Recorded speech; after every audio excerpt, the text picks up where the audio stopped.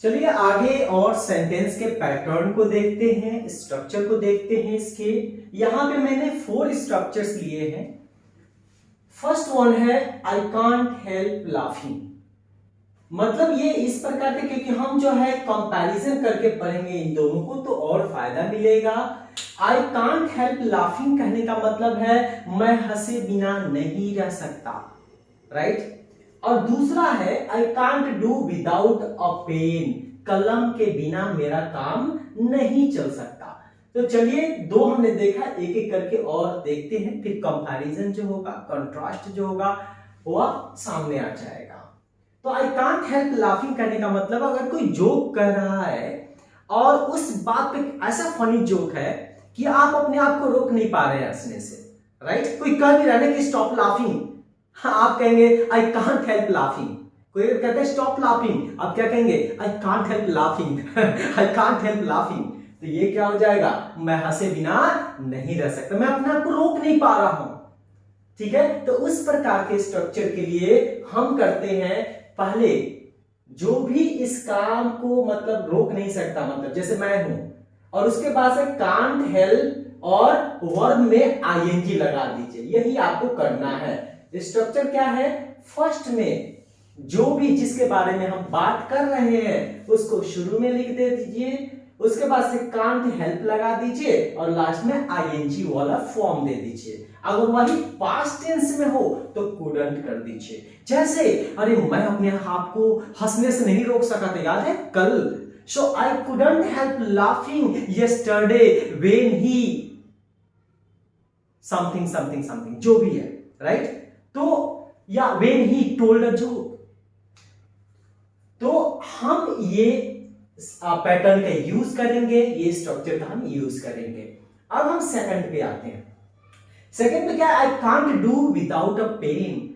मेरा तो पेन के बिना काम ही नहीं चल सकता, मैं पेन के बिना लिख ही नहीं सकता। तो आपको ऐसा लगता है किसी चीज के बिना आप कुछ नहीं कर सकते, तो उस सिचुएशन में, in that situation you have to use such type of structure, right.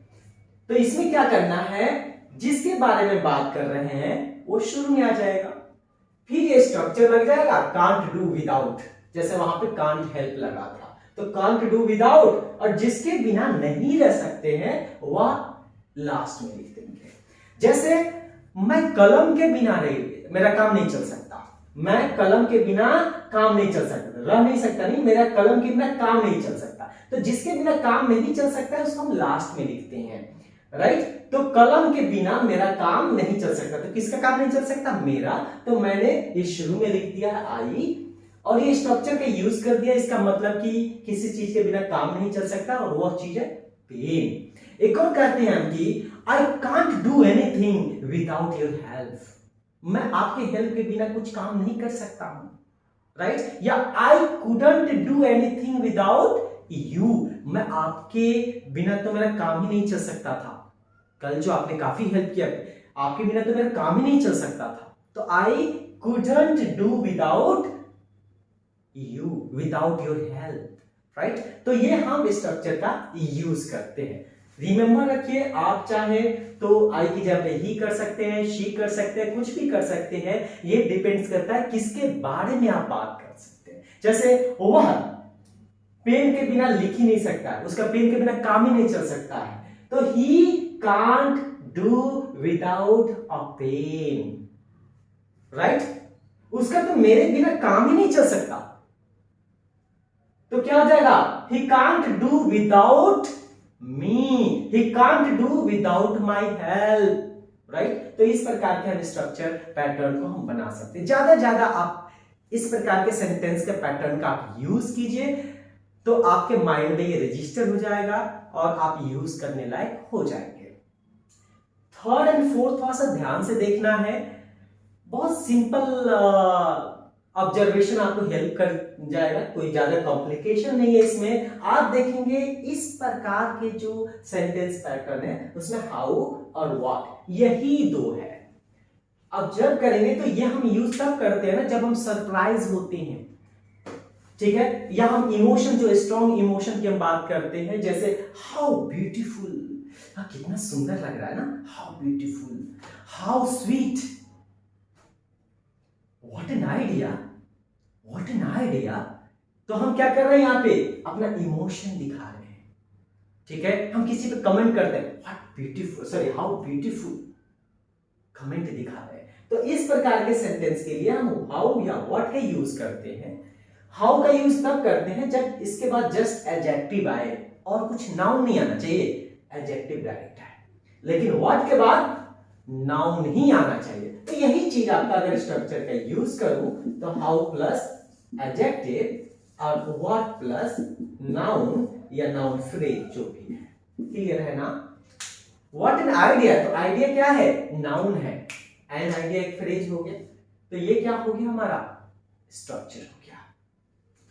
How intelligent he is, तो हाउ के बाद इंटेलिजेंट क्या है, एडजेक्टिव है, right. What an intelligent boy he is, तो व्हाट के बाद क्या है, बॉय, क्योंकि हम देखेंगे ये दोनों इसी के लिए आया है, ये नाउन फ्रेज बन जाता है। अगर आप पढ़े हुए तो आपको क्लियर हो जाएगा, राइट। सो हम किसके बारे में बात कर रहे हैं, व्हाट के बाद बॉय के बारे में बात कर रहे हैं, तो बॉय क्या है, नाउन है, ठीक है। अब आप देख रहे होंगे यहाँ पे स्ट्रक्चर ही इज, हिज, तो ये क्या है, सब्जेक्ट प्लस वर्ब। आप ऐसा नहीं कर सकते हाउ इंटेलिजेंट इज ही, ऐसा नहीं कर सकते, वर्ब को पहले नहीं रख सकते, नहीं तो ये आपका जो है ना कंफ्यूजन क्रिएट करेगा, ये आपको ऐसा बनाएगा ना इंट्रोगेटिव सेंटेंस की तरह, क्योंकि जो इन्वर्जन होता है जब हम इसको पहले कर देते हैं तो स्ट्रक्चर होने लगता है इंट्रोगेटिव सेंटेंस का, राइट, यानी क्वेश्चन वाले सेंटेंस का, तो वो सेंटेंस हमारा काम नहीं है। हम किसी के बारे में कमेंट कर रहे हैं, how intelligent he is, right, what an intelligent boy he is, दोनों का मकसद एक ही है बताने का, दोनों मतलब एक ही है, फर्क ये है कि हाउ के बाद एडजेक्टिव है और यहाँ व्हाट के बाद नाउन या नाउन फ्रेज आता है, और फिर दोनों में सब्जेक्ट प्लस वर्ब फॉलो होता है, जैसा कि सिंपल सेंटेंस में हमने देखा है। How simple she is, right, तो हाउ सिंपल शी इज, कितनी सीधी है वो, कितने सिंपल है वो, सिंपल तरीके से रहती है। लेकिन यही हम अगर नाउन रखते, सिंपल के बाद गर्ल रख देते, तो व्हाट का यूज होगा, what a simple girl she is, right. यहां पे आपको समझ में आ गया, तो आई होप कि आपको ये समझ में आ गया कि व्हाट का यूज कहां करें और हाउ का यूज कहां करें।